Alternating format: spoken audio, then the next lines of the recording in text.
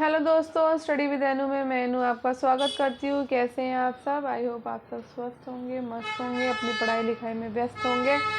तो आज हम करने वाले हैं अपना आगे का सेट। तो आज ये है आपका सेट नंबर 6। तो जो लोग चैनल पर नए हैं उनके लिए जानकारी है कि ये है आपकी पॉलिटिकल साइंस का प्रैक्टिस सेट, जिसमें हम LT grade, GIC, TGT, PGT के लिए प्रैक्टिस सेट लगा रहे हैं। मेन आपका एलटी ग्रेड के लिए लगा रहे हैं हम, क्योंकि आपका एग्ज़ाम जनवरी में है, 17 जनवरी को। तो हमें क्या करना है, हमें प्रैक्टिस सेट लगाते रहना है। तो आपके 2 प्रैक्टिस सेट आते हैं। मैं आपको बता दूँ, सुबह 8 बजे आपका पॉलिटिकल साइंस का प्रैक्टिस सेट आता है, ये वाला, और शाम को 6 बजे आपका हिस्ट्री का प्रैक्टिस सेट आता है। अगर आपको और ज्योग्राफी या इकोनॉमिक्स का प्रैक्टिस सेट चाहिए तो आप वो भी मुझे बता सकते हैं, मैं आपको वो भी प्रोवाइड करा दूंगी। अभी फ़िलहाल मैं हिस्ट्री और पॉलिटी का प्रैक्टिस सेट ही करा रही हूँ।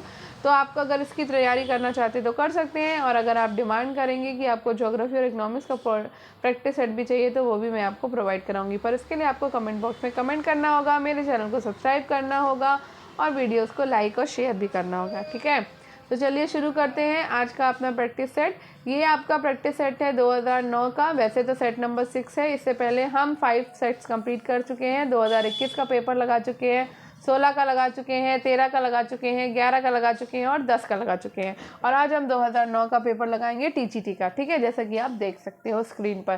तो चलिए शुरू करते हैं। स्टार्ट करने से पहले अगर आप मेरे चैनल यानी स्टडी विद अनु में नए हैं तो स्टडी विद अनु को सब्सक्राइब कर लीजिए और बेल आइकन को कर लीजिए प्रेस, ताकि मेरे द्वारा जितना भी कंटेंट प्रोवाइड कराया जा रहा है वो सारा का सारा इजीली आपको मिल सके। ठीक है, तो शुरू करें। तो मैंने पेन आज चेंज कर लिया। पहला क्वेश्चन है, लेवियाथन का लेखक कौन था? तो लेवियाथन का लेखक थे हॉब्स। कौन थे? हॉब्स। थॉमस हॉब्स का जन्म ब्रिटेन में 1588 में हुआ और वो एक पादरी का पुत्र था और उस नाते उसे बाइबल का गहरा ज्ञान था। 1669 में 91 वर्ष की आयु में उसकी मृत्यु हो गई और हॉब्स की रचनाओं में निम्नलिखित प्रमुख हैं। हॉब्स ने डिसीवे जो कि 1642 में लिखी, लेवियाथन 1651 में, डी कारपीरे पॉलिटिको डी होमाइन 1658, कानून के तत्व, गृह युद्ध पर एक वार्ता, इतनी लिखी है। और लेवियाथन में ही हॉब्स ने सामाजिक समझौतों के सिद्धांत का समर्थन किया था, जिसके अनुसार लोग अपने अधिकार शासन को सौंपते हैं। ठीक है, अब राजनीतिक शास्त्र और सिद्धांत परिभाषा से कुछ क्वेश्चंस आए हैं इस पेपर में। तो हमारा नेक्स्ट क्वेश्चन है, राजनीति विज्ञान का आरंभ तथा अंत राज्य के साथ होता है, ये परिभाषा किसकी है? तो ये परिभाषा है गार्नर की। राज्य की राजनीति शास्त्र का मुख्य विषय है। राज्य ही राजनीति शास्त्र का मुख्य विषय है, परंतु अनेक अर्थों में प्रयोग किया जाता है। गार्नर का कहना है कि राजनीति विज्ञान का आरंभ तथा अंत राज्य के साथ होता है। ठीक है, नेक्स्ट क्वेश्चन है, राज्य की प्रकृति और संप्रभुता से राज्य के सावयव सिद्धांत के समर्थक हैं। तो राज्य के सावयव सिद्धांत के समर्थक हैं ब्लंशली और हर्बर्ट स्पेंसर। सावयव सिद्धांत के अंतर्गत राज्य को शरीर रूप माना गया है और इस सिद्धांत के अनुसार जिस प्रकार शरीर के विभिन्न अंग होते हैं वो उनसे मिलकर बनता है, उसी प्रकार राज्य के विभिन्न अंग होते हैं और वो उनसे मिलकर बनता है। इस विचार के प्रबल समर्थक ब्लंशली और हर्बर्ट स्पेंसर हैं। ठीक है, नेक्स्ट क्वेश्चन है, शक्ति के विभाजन के सिद्धांत को विस्तार पूर्वक उपस्थित कर उसे राजनीतिक विज्ञान का मौलिक सिद्धांत बना देने का श्रेय किस राजनीतिक विचारक को जाता है? तो ये जाता है मॉन्टेस्क्यू को। ठीक है, शक्ति के पृथक्करण का विचार अति प्राचीन है, किंतु उसका विधिवत प्रतिपादन सर्वप्रथम मॉन्टेस्क्यू ने ही किया। इंग्लैंड की राजनीति व्यवस्था से प्रेरित होकर एक सिद्धांत के रूप में शक्ति पृथक्करण का उपयोगी और वैज्ञानिक प्रतिपादन मॉन्टेक्यूस के द्वारा अपनी प्रसिद्ध पुस्तक कानून की आत्मा में किया है। ठीक, किया गया। आगे बढ़ते हैं। नेक्स्ट है, राज्य पृथ्वी पर ईश्वर का अवतरण है। तो राज्य पृथ्वी पर ईश्वर का अवतरण है, ये कथन है हीगल का। हीगल को उग्र आदर्शवाद का जनक माना जाता है। हीगल ने अपने दर्शन के अंतर्गत राज्य को पृथ्वी पर ईश्वर का अवतरण के रूप में स्वीकार किया, क्योंकि वो राज्य को विश्वात्मा के बाह्य विकास की अभिव्यक्ति का सर्वोच्च रूप मानता है और कहता है कि राज्य समस्त कानूनों और नैतिकता का नियंता है। वो कभी गलत नहीं हो सकता। व्यक्ति की भलाई उसके आदेशों के पालन करने में ही है, क्योंकि दोनों यानी कि राज्य और व्यक्ति के हितों में विरोध हो ही नहीं सकता। राज्य पृथ्वी पर ईश्वर की साक्षात प्रतिमूर्ति है। नेक्स्ट है लोकप्रिय संप्रभुता की अवधारणा का सूत्रधार कौन था? तो रूसो है। लोकप्रिय संप्रभुता की अवधारणा का सूत्रधार रूसो था। रूसो का जन्म 1712 में जेनेवा के गणतंत्र में हुआ। रूसो की सबसे महत्वपूर्ण देन लोकप्रिय संप्रभुता की धारणा है, जिसे कि वर्तमान समय की प्रजातांत्रिक व्यवस्था का मूल आधार कहा जा सकता है। रूसो के पूर्व बोंदा और एवं हाफ्स जैसे विचारों ने संप्रभुता की व्याख्या की, किंतु इनमें से किसी ने भी इसका प्रयोग व्यक्ति की स्वतंत्रता का समर्थन करने के लिए नहीं किया। उनके हाथों में इसने राज्य की संप्रभुता का रूप धारण किया, किंतु रूसो ने संप्रभुता को सामान्य इच्छा में निहित करके लोकप्रिय संप्रभुता के सिद्धांत का प्रतिपादन किया है। नेक्स्ट है किसने दो प्रकार के समझौते, एक सामाजिक और दूसरा सरकारी का प्रतिपादन किया है? लॉक ने। राजनीतिक सिद्धांत के इतिहास में सामाजिक समझौते की परंपरा के तीन प्रमुख विचारकों हॉब्स, लॉक और रूसो में से लॉक एकमात्र ऐसा विचारक है जिसने अपने दर्शन में दो समझौतों की बात की है। प्रथम समझौते के द्वारा प्राकृतिक अवस्था को समाप्त करके उसके स्थान पर नागरिक समाज की स्थापना की जाती है। ये लोगों के मध्य संपन्न हुआ था। दूसरे समझौते के द्वारा व्यक्ति राज्य का निर्माण करते हैं। इस समझौते के द्वारा प्रथम समझौता सामाजिक समझौता में स्वीकार की गई शर्तों को कार्य रूप में परिणत करने के लिए एक शासन व्यवस्था की स्थापना की जाती है। ये समझौता सरकारी समझौता के नाम से भी जाना जाता है। नेक्स्ट है राज्य की उत्पत्ति के बारे में सामाजिक समझौते का सिद्धांत निम्न में से किस सिद्धांत के विरुद्ध एक प्रतिक्रिया के रूप में सामने आया? तो ये दैवी सिद्धांत के रूप में सामने आया है। सामाजिक समझौते का सिद्धांत राज्य की उत्पत्ति के बारे में दैवी सिद्धांत के विरुद्ध एक प्रतिक्रिया है। उदारवादी परंपरा में राज्य की उत्पत्ति के दो सिद्धांत प्रचलित हैं, सामाजिक समझौतों का सिद्धांत तथा ऐतिहासिक विकासवादी सिद्धांत। राजनीतिक विचारधारा में सामाजिक समझौते का सिद्धांत अत्यंत महत्वपूर्ण है। इस सिद्धांत के अनुसार राज्य दैवी न होकर मानवीय संस्था है। हॉब्स, लॉक, रूसो ने इस सिद्धांत का समर्थन किया है। नेक्स्ट है रूसो किस देश का निवासी था? तो रूसो जो था वो फ्रांस का निवासी था। जिया जॉक रूसो का जन्म जेनेवा फ्रांस में 1712 में हुआ और मृत्यु 1778 में हुई। रूसो के क्रांतिकारी विचार फ्रांसीसी क्रांति के लिए प्रेरणा के स्रोत सिद्ध हुए। उसने प्रगति की ओर लौट चलो का आह्वान किया, जिससे वोल्टेयर सरीखे विचारक तो रुष्ट हुए हैं। नेक्स्ट है रक्त संबंध समाज को और समाज राज्य को जन्म देता है। ये किसका संबंध है? ये संबंध है कथन है मैकाइवर का।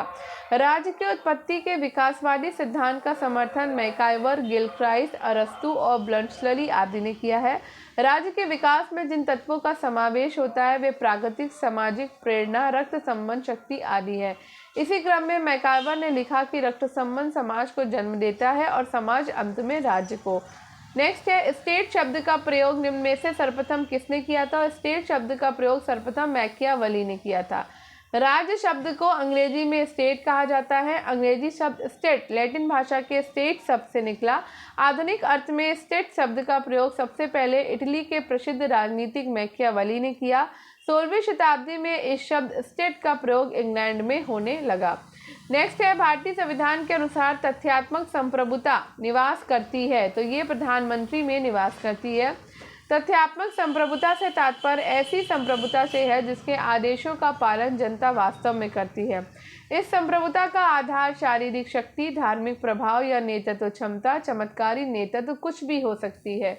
ये संप्रभुता बहुत अधिक समय तक स्थायी नहीं रह पाती है। ये संप्रभुता धीरे धीरे विधिता संप्रभुता का रूप धारण करने की कोशिश करती है ताकि वो अपने को स्थायी बना सके। तथ्यात्मक संप्रभुता से आशय उस सत्ता से है जो वास्तविक शक्तियों का प्रयोग करता हो। भारतीय संविधान के परिप्रेक्ष्य में वास्तविक शक्तियों का प्रयोग मंत्रिमंडल समेत प्रधानमंत्री के द्वारा किया जाता है। नेक्स्ट है राजनीतिक विचारधाराओं से। तो अधिकार वो दावा है जिसे समाज स्वीकार करता है और राज्य लागू करता है। ये कथन है बोसांके का। किसका? बोसांके का। अधिकार का आशय उन सुविधाओं और परिस्थितियों से है जो सभ्य समाज के एक सदस्य के रूप में सर्वांगीण विकास के लिए अति आवश्यक है। अधिकारों का संबंध एक ओर व्यक्ति की स्वतंत्रता से और दूसरी ओर राज्य की गतिविधियों से है। अधिकारों के बारे में बोसांके का कथन है कि अधिकार वह मांग है जिसे समाज स्वीकार करता है और राज्य लागू करता है। नेक्स्ट है राजनीतिक कानून का संबंध है। तो राजनीतिक कानून का संबंध है व्यक्ति के आंतरिक आचार और व्यक्ति के बाहरी आचार व्यवहार से। ठीक है, राजनीतिक कानून का संबंध है व्यक्ति के बाहरी आचार और व्यवहार से। राजनीतिक कानून की प्रकृति बाह्य होती है, अर्थात राजनीतिक कानून राज्य निर्मित कानून किसी व्यक्ति के ऊपर तब लागू होता है जब व्यक्ति व्यवहार रूप में कुछ करता है। यदि कोई व्यक्ति मन ही मन कुछ करने की सोचता है, अच्छा बुरा, तब ऐसी स्थिति में राजनीतिक कानून उस व्यक्ति पर लागू नहीं होता।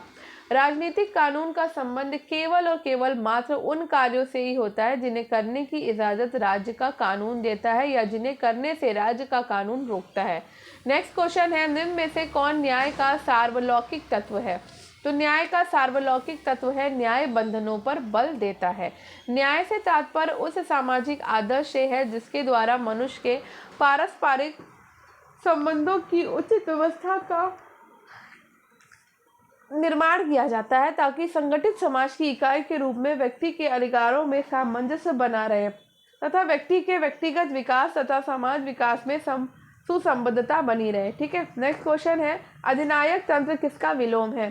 तो अधिनायक तंत्र विलोम है लोकतंत्र का। अधिनायक तंत्र किसका विलोम है? लोकतंत्र का। अधिनायक तंत्र व्यवस्था के तहत शासन सत्ता एक व्यक्ति में ही निहित होती है, इसकी इच्छा ही कानून होता है, जबकि लोकतंत्र में सत्ता एक मंत्रिमंडल में निहित होती है। नेक्स्ट क्वेश्चन है, किस विचारधारा ने निजी संपत्ति को प्रगति की आवश्यक शर्त माना? तो ये माना है उदारवाद ने। लॉक उदारवाद का जनक था। उसके जीवन स्वतंत्रता और संपत्ति के अधिकार को प्राकृतिक अधिकार माना है। निजी संपत्ति रखने और असीम संपत्ति संचित करने के अधिकार को उचित ठहराने के लिए लॉक ने जो तर्क दिए उनसे वो पूंजीवाद का सच्चा समर्थक सिद्ध हुआ है।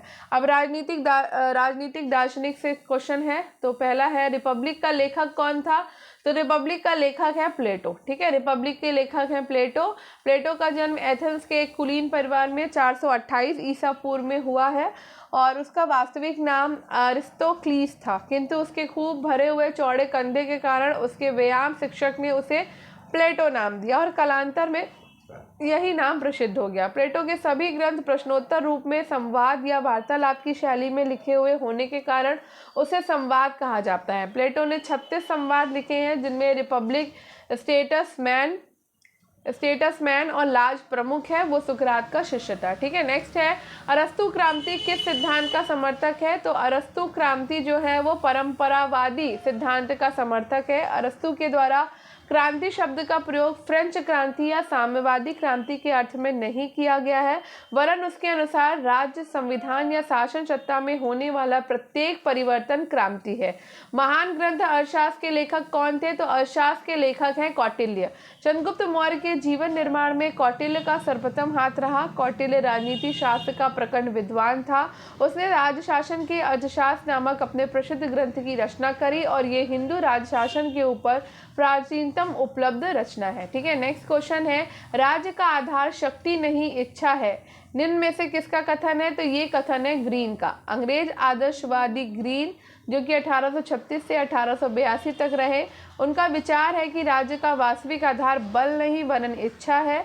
व्यक्तिवादी, साम्यवादी और राजकतावादी राज्य को मात्र शक्ति का परिणाम और प्रतीक मानते हैं, किंतु ग्रीन उनके विचार से सहमत नहीं। ग्रीन के अनुसार यदि राज्य भय उत्पन्न कर अपनी आज्ञाओं का पालन करवाता है तो वो राज्य कभी भी स्थायी नहीं हो सकता। नेक्स्ट क्वेश्चन है, स्टेट एंड रिवॉल्यूशन पुस्तक के लेखक कौन है? तो ये है लेनिन। व्लादिमीर इलियच लेनिन 1870 से 1924 तक रहे। रूस की बोल्शेविक क्रांति के कर्णधार के रूप में प्रसिद्ध हैं। उसने अपनी प्रसिद्ध कृति स्टेट एंड रिवॉल्यूशन, जो कि राज्य और क्रांति है, 1917 के अंतर्गत लिखा है। समाजवादी दौर में व्यक्तियों के अधिकार इस सूत्र में निर्धारित किए जाते हैं, सबसे अपनी अपनी क्षमता के अनुसार, सबको अपने अपने कार्य के अनुसार। नेक्स्ट क्वेश्चन है, किस राजनीतिक दार्शनिक ने धर्म को जनसाधारण का नशा कहा? तो कार्ल मार्क्स ने ऐसा कहा है। राजनीतिक दार्शनिक कार्ल मार्क्स ने धर्म को जनसाधारण का नशा कहा है। मार्क्स ने धर्म को भी जनता के शोषण का एक साधन नहीं माना। मार्क्स धर्म के भाग्यवादी दर्शन को बहुत अधिक शरारतपूर्ण मानता है, जिसमें इतिहास और सभ्यता के नैसर्गिक विकास की रोक है। एक अन्य स्थान पर मार्क्स धर्म को जनता की अफीम की संज्ञा दी, जिसे खाकर जनता विकास के मार्ग पर आगे बढ़ने की बजाय पतन की गर्त में पड़ी ऊँघती रहती है। नेक्स्ट क्वेश्चन है, आचार्य कौटिल्य ने राज्य को किस रूप में देखा? तो कौटिल्य ने राज्य को एक मानवीय संस्था के रूप में देखा है। कौटिल्य ने राज्य की उत्पत्ति के संबंध में सामाजिक समझौते के सिद्धांत को स्वीकार किया। उसने राज्य के सावयवी रूप में विश्वास किया और उसके मतानुसार राज्य की 7 प्रकृतियां हैं: स्वामी, अमात्य, जनपद, दुर्ग, कोष, दंड और मित्र, जिसे कौटिल्य के सप्तांग सिद्धांत के नाम से जाना जाता है। नेक्स्ट भारतीय संविधान से क्वेश्चन है अब। तो नेक्स्ट क्वेश्चन है, भारतीय संविधान के लिए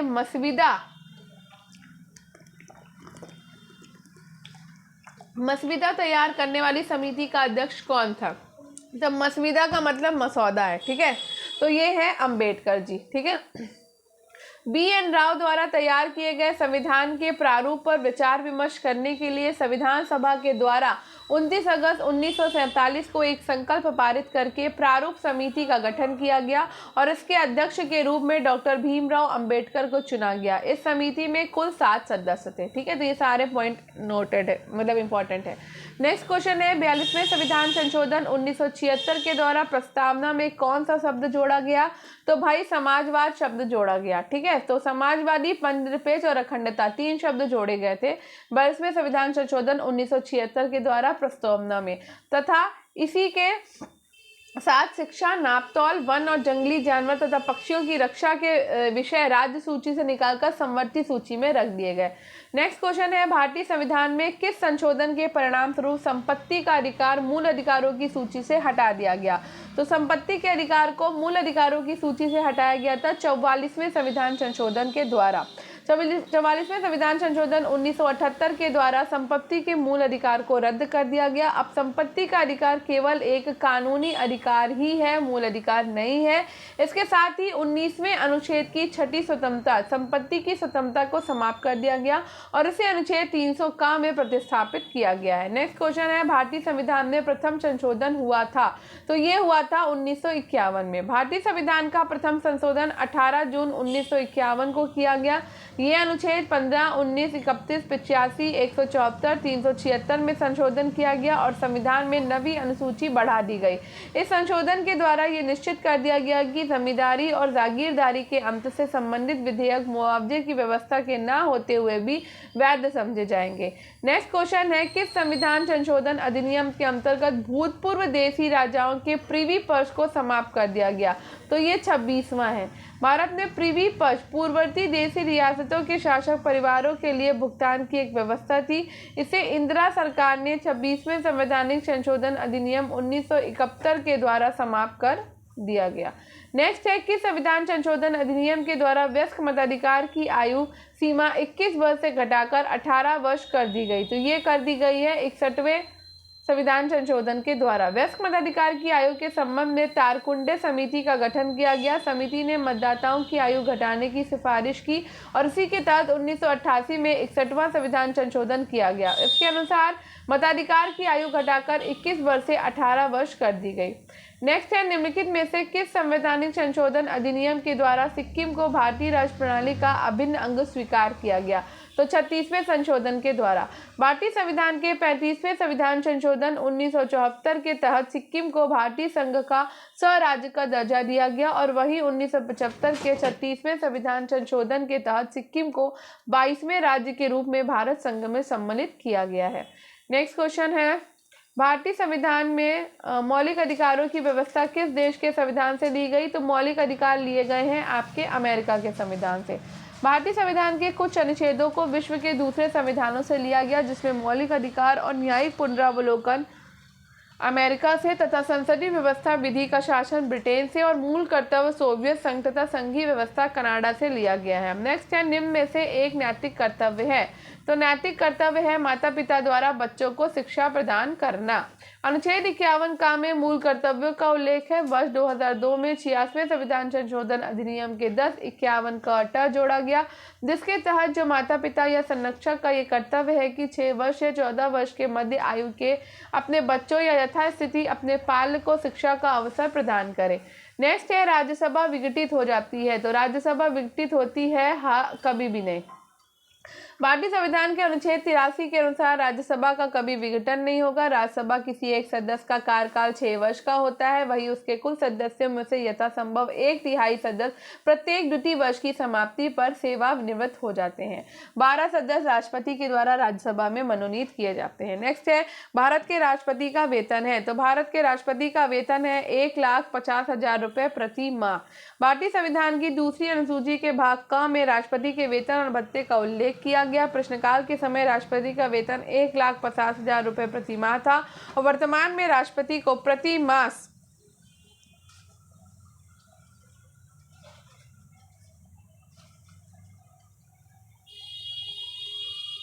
5 लाख रुपए वेतन मिलता है। राष्ट्रपति के निर्वाचन में भाग लेते हैं। राष्ट्रपति के निर्वाचन में भाग लेते हैं संसद के दोनों सदनों के निर्वाचित सदस्य तथा राज्यों और केंद्र शासित प्रदेशों के विधानसभाओं के निर्वाचित सदस्य। भारतीय संविधान के अनुच्छेद 54 के अनुसार राष्ट्रपति के निर्वाचन में संसद के दोनों सदनों के निर्वाचित सदस्य और राज्यों और केंद्र शासित प्रदेशों के विधानसभाओं के निर्वाचित सदस्य भाग लेते हैं। भारत का राष्ट्रपति अप्रत्यक्ष निर्वाचन के द्वारा चुना जाता है, सीधे निर्वाचन द्वारा नहीं। राष्ट्रपति का निर्वाचन एक ऐसे निर्वाचक गण के सदस्य करेंगे जिनमें संसद के दोनों सदनों के निर्वाचित सदस्य, राज्य विधानसभाओं और 70वें संविधान संशोधन 1992 के अनुसार संघीय क्षेत्रों कि दिल्ली और पुडुचेरी विधानसभाओं के निर्वाचित सदस्य भी सम्मिलित होंगे। नेक्स्ट क्वेश्चन है भारत के राष्ट्रपति की आपातकालीन शक्तियां निम्न में से किस देश की देन है। तो आपातकाल हमने लिया है कहाँ से, जर्मनी के वीमर संविधान से। ठीक है, भारतीय संविधान के शोध में राष्ट्रपति की आपातकालीन शक्तियां जर्मनी के वीमर संविधान से लिया गया। कनाडा से 7वीं अनुसूची की सूचियां हैं और ऑस्ट्रेलिया से संवर्ती सूची प्रस्तावना की विशिष्ट भाषा लिया गया। अमेरिका से प्रस्तावना के शब्द हम भारत के लोग उपराष्ट्रपति का राज्यसभा का पदेन सभापति होना लिया गया है। भारत में सर्वोच्च माना गया, तो भारत में सर्वोच्च माना गया है संविधान को। भारत के संविधान का निर्माण विशेष समय पर विशेष संविधान सभा के द्वारा किया गया और इसे पूर्ण रूप से लिखा गया। इस संविधान में लिखित रूप से संसद, राष्ट्रपति, न्यायपालिका आदि की व्यवस्था की गई है। चूंकि संविधान का निर्माण संविधान सभा के द्वारा किया गया इसलिए इसे सर्वोच्च माना गया है। नेक्स्ट है भारत के राष्ट्रपति पर महाभियोग लगाने का अधिकार है। तो संसद के दोनों सदनों को यह अधिकार है। भारतीय संविधान के अनुच्छेद 61 के अनुसार राष्ट्रपति पर महाभियोग का आरोप संसद के किसी सदन के द्वारा लगाया जा सकता है, लेकिन ऐसा कोई भी आरोप कब तक नहीं लगाया जा सकता जब तक कि प्रस्तावित आरोप एक संकल्प के रूप में ना हो, जो कम से कम 14 दिन की लिखित सूचना देने के बाद ना प्रस्तुत किया हो, जिस पर सदन के 1/4 सदस्यों ने हस्ताक्षर करके प्रस्तावित करने का तथ्य प्रकट ना किया हो, उस सदन के कुल सदस्य संख्या के कम से कम 2/3 बहुमत के द्वारा ऐसे संकल्प को पारित ना कर दिया गया हो। नेक्स्ट क्वेश्चन है भारत में राष्ट्रपति राज्यसभा के कितने सदस्यों को मनोनीत करता है। तो ये करते हैं 12 सदस्यों को। ठीक है, भारत में राष्ट्रपति राज्यसभा के 12 सदस्यों को मनोनीत करता है जो साहित्य, कला, विज्ञान, समाज सेवा के क्षेत्र में विशेष ज्ञान और अनुभव रखते हो। नेक्स्ट है भारतीय संसद के दोनों सदनों की संयुक्त बैठक की अध्यक्षता कौन करता है। तो लोकसभा अध्यक्ष करते हैं। भारतीय संविधान के अनुच्छेद 108 के तहत राष्ट्रपति संसद के दोनों सदनों की संयुक्त बैठक बुलाते हैं और इसकी अध्यक्षता लोकसभा का अध्यक्ष करता है। प्रथम संसद का संयुक्त अधिवेशन मई 1961 में दहेज निरोध विधेयक के लिए बुलाया गया था। नेक्स्ट है भारत के पहले उप प्रधानमंत्री थे। तो भारत के पहले उप प्रधानमंत्री थे सरदार पटेल। भारतीय संविधान में उप प्रधानमंत्री पद की कोई व्यवस्था नहीं है। भारत के प्रथम उप प्रधानमंत्री सरदार वल्लभ भाई पटेल थे। उप प्रधानमंत्री पद का अब तक 7 बार सृजन किया गया है। पहली बार इस पद का सृजन प्रथम लोकसभा के दौरान प्रधानमंत्री जवाहरलाल नेहरू के द्वारा किया गया था। नेक्स्ट है उच्चतम न्यायालय के मुख्य न्यायाधीश का वेतन कितना है। तो उच्चतम न्यायालय के मुख्य न्यायाधीश का वेतन है 1 लाख रुपए प्रति माह। भारतीय संविधान के अनुच्छेद 125 के अनुसार उच्चतम न्यायालय यानी कि सुप्रीम कोर्ट के न्यायाधीशों के ऐसे वेतनों का संदाय किया जाएगा जो संसद विधि द्वारा अवधारित करे और जब तक इस निमित्त इस प्रकार उपबंध नहीं किया जाता है तब तक वेतनों का संदाय किया जाएगा जो दूसरी अनुसूची में विनिर्दिष्ट है। प्रश्नकाल के दौरान इनका वेतन 1 लाख रुपए प्रति माह था। वर्तमान में ये वेतन 2,80,000 प्रति माह है।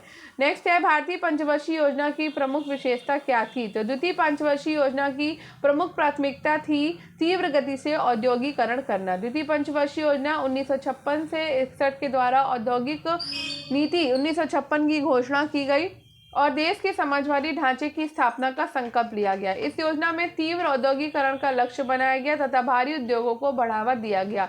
दुर्गापुर, भिलाई, राउरकेला इत्यादि संयंत्रों की स्थापना इसी समय हुई और ये योजना महालनोबिस मॉडल पर आधारित थी।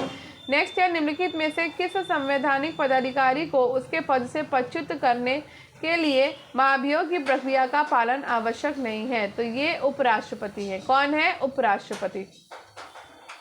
भारतीय संविधान के अनुच्छेद 67 में उपराष्ट्रपति की पदावधि का उल्लेख किया गया, जिसके अनुसार उपराष्ट्रपति को उसके पद से पदच्युत करने के लिए महाभियोग की प्रक्रिया का पालन आवश्यक नहीं है।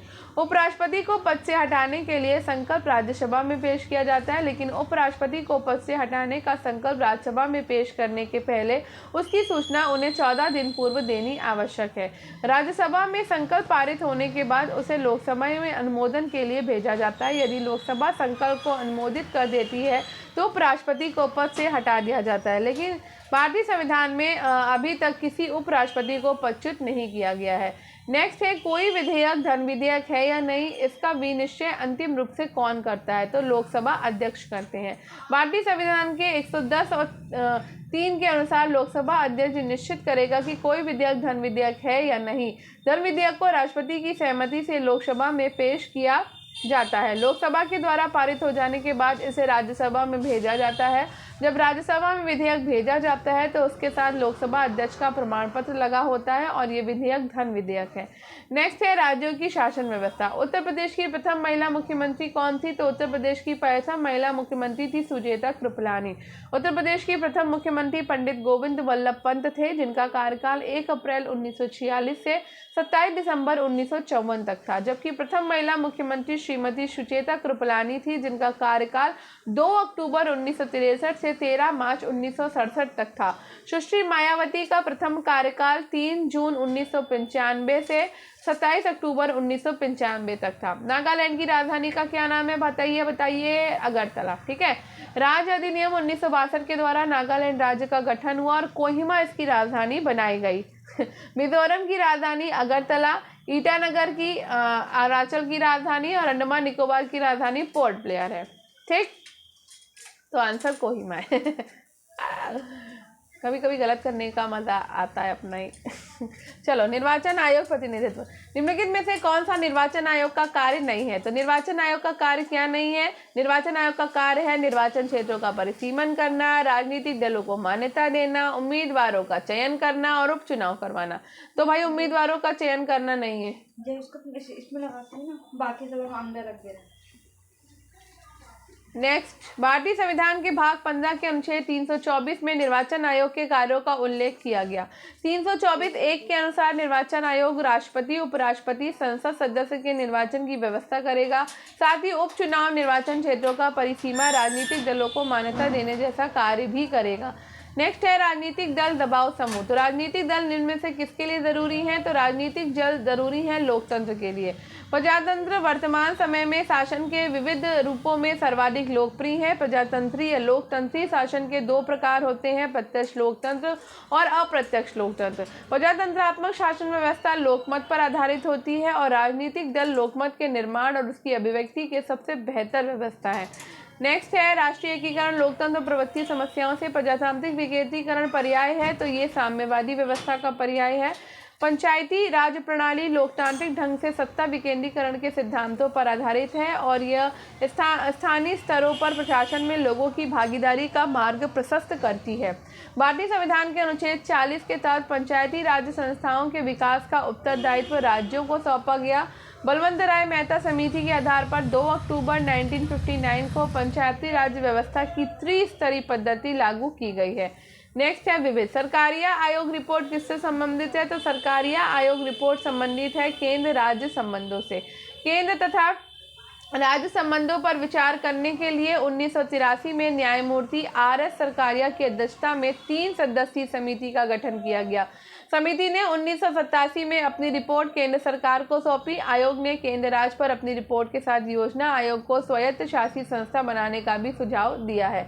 निम्न में से किस भारतीय राज्य का अपना भी संविधान है? तो जम्मू कश्मीर का अपना भी संविधान है। भारतीय संविधान सभा के अनुसार जम्मू कश्मीर के भारत में विलय के बावजूद राज्य का भावी संविधान तथा राज्य के भारत से संबंध उस राज्य की संविधान सभा द्वारा अवधारित किया जाएगा।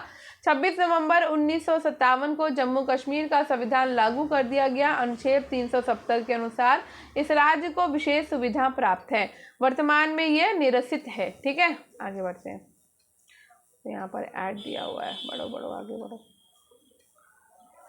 हाँ, नेक्स्ट है संयुक्त राष्ट्र संघ की स्थापना कब हुई थी? तो ये हुई थी 24 अक्टूबर 1945 को। संयुक्त राष्ट्र संघ की स्थापना 24 अक्टूबर 1945 को हुई। संयुक्त राष्ट्र घोषणा पत्र चार्टर के अध्याय 3 अनुच्छेद 7 के अंतर्गत इसके निम्नलिखित 6 अंग स्थापित किए गए हैं। महासभा, सुरक्षा परिषद, अंतर्राष्ट्रीय न्यायालय और सचिवालय, आर्थिक और सामाजिक परिषद, न्याय परिषद। नीदरलैंड में हेग स्थित अंतर्राष्ट्रीय न्यायालय के अतिरिक्त सभी अंग संयुक्त राष्ट्र के न्यूयॉर्क स्थित मुख्यालय में है। संयुक्त राष्ट्र के 5 स्थायी और 10 अस्थायी सदस्य हैं। प्रशासनिक कानून निम्नलिखित में से किनके मध्य संबंध निश्चित करता है? तो ये निश्चित करता है राज्य का अपने कर्मचारियों के साथ संबंध। ठीक है, किसी देश में साधारण नागरिकों से पृथक सरकारी कर्मचारियों के लिए अलग कानून होते हैं और इन कानूनों को प्रशासनिक कानून कहते हैं। ये वे नियम हैं जो राज्य के सभी कर्मचारियों के अधिकारों तथा कर्तव्यों को निश्चित करते हैं। माइन काम्फ पुस्तक का लेखक निम्न में से कौन है? तो ये है आपके हिटलर। कौन है? हिटलर। ठीक है, आगे बढ़ते हैं। जर्मनी के शासक हिटलर ने माइन काम्फ की रचना करी। हिटलर के नेतृत्व में नात्सियों का उदय 1920 से 1930 ईस्वी के बीच यूरोप में हुए महान परिवर्तन को दर्शाता है। हिटलर ने यहूदियों का विरोध किया। इसके प्रथम खंड का प्रकाश 1925 में और द्वितीय खंड का प्रकाशन 1926 में किया गया। नेक्स्ट है केंद्र राज्य संबंध में विवाद का एक कारण रहा है क्या? राज्यपाल का पद। संविधान के अनुच्छेद 155 के अनुसार राज्यपाल की नियुक्ति राष्ट्रपति के द्वारा की जाती है और ये नियुक्ति केंद्र सरकार की अनुशंसा पर होती है। राज्यपाल के द्वारा कभी कभी राज्य सरकारों के विरुद्ध निर्णय के कारण विवाद होता है और यही केंद्र राज्य के विवाद का कारण बनता है। नेक्स्ट है तुम मुझे खून दो मैं तुम्हें आज़ादी दूंगा, किसने कहा? तो ये कथन है सुभाष चंद्र बोस का। 2 जुलाई 1943 को आजाद हिंद फौज के सैनिकों को संबोधित करते हुए सुभाष चंद्र बोस ने कहा कि तुम मुझे खून दो मैं तुम्हें आज़ादी दूंगा। महान स्वतंत्रता सेनानी सुभाष चंद्र का जन्म 23 जनवरी 1887 को उड़ीसा के कटक में हुआ था। माता का नाम प्रभावती देवी और पिता का नाम जानकी दास था। स्वतंत्रता आंदोलन के दौरान सुभाष चंद्र बोस 12 बार जेल गए। हम इस सत्य को प्रमाणित करते हैं कि सब मनुष्य समान पैदा हुए हैं। ये कथन निम्न में से किससे संबंधित है? हाँ, ये संबंधित है आपका फ्रांसीसी क्रांति से। फ्रांस में 1789 में हुई क्रांति का अमर वाक्य है स्वतंत्रता, समानता तथा बंधुत्व। नेक्स्ट है भारत की खोज पुस्तक के लेखक कौन है? तो जवाहरलाल नेहरू है। स्वतंत्रता आंदोलन के दौरान पंडित जवाहरलाल नेहरू ने 9 बार जेल गए थे और वे अहमदनगर जेल में बंद थे, तो उन्होंने भारत की खोज 1946 नामक पुस्तक की रचना की थी। क्रिटिक ऑफ पॉलिटिकल इकोनॉमी पुस्तक के लेखक कौन है? तो ये है Karl Marx. Critic of political economic 1859 पुस्तक के लेखक कार्ल मार्क्स है। कार्ल मार्क्स की अन्य महत्वपूर्ण पुस्तकें इस प्रकार हैं: पवित्र परिवार, दरिद्रता का दर्शन, साम्यवादी घोषणा पत्र, राजनीतिक अर्थव्यवस्था की विवेचना, मूल्य, कीमत और लाभ और दास कैपिटल। नेक्स्ट है राष्ट्रीय स्वतंत्रता आंदोलन के दौरान बहिष्कृत भारत नामक विचार पत्र कौन निकालता था? तो ये निकालते थे भीमराव अंबेडकर। भीमराव अंबेडकर ने राष्ट्रीय स्वतंत्रता आंदोलन के दौरान बहिष्कृत भारत नामक विचार पत्र निकाला। इन्होंने भारत में अपने आंदोलन के द्वारा दलितों को संगठित किया। इन्होंने 1920 में ऑल इंडिया डिप्रेस क्लास की तथा 1924 में बंबई में बहिष्कृत हितकारिणी सभा की स्थापना करी। 1927 में मराठी पत्रिका बहिष्कृत भारत का संपादन शुरू किया। दलितों के उद्धार के लिए उन्होंने आजीवन प्रयास किया। नेक्स्ट है ब्रिटिश राष्ट्रीय स्वतंत्रता आंदोलन के दौरान ब्रिटिश सरकार के द्वारा आहूत गोलमेज सम्मेलनों की श्रृंखला में महात्मा गांधी किसमें भाग लिए थे? तो महात्मा गांधी ने द्वितीय गोलमेज सम्मेलन में भाग लिया था जो कि 1931 में हुआ था। ठीक है, तो गांधी और इरविन के बीच लंबी बातचीत के बाद 5 मार्च 1931 को समझौता हुआ, जिसके तहत गांधी जी ने दूसरे गोलमेज सम्मेलन जो कि 7 सितंबर 1931 से 1 दिसंबर 1931 तक लंदन में चला था, उसमें गांधी जी ने भाग लिया था। और इसी सम्मेलन में चर्चिल ने गांधी जी को देशद्रोही फकीर कहा था। ठीक है, और इसी के साथ ही हमारा ये वाला जो है ना खत्म होता है और कल हम करेंगे 2005 का। ठीक है, 2005 वाला हम कल करेंगे। तब तक के लिए आप स्टडी विद अनु को सब्सक्राइब कर लीजिए, बेल आइकन को प्रेस कर लीजिए। वीडियो अच्छा लगा हो, क्लास अच्छी लगी हो तो शेयर कर दीजिएगा, लाइक कर दीजिएगा, दोस्तों के साथ शेयर कर लीजिए, लाइक कर दीजिए, सब्सक्राइब कर दीजिए। बस इतना ही कहूँगी और अब हम बढ़ते हैं अपनी नेक्स्ट क्लास पे। तो ये वाली क्लास हम कल करेंगे, ठीक है। तब तक पढ़ते रहिए, बाय बाय।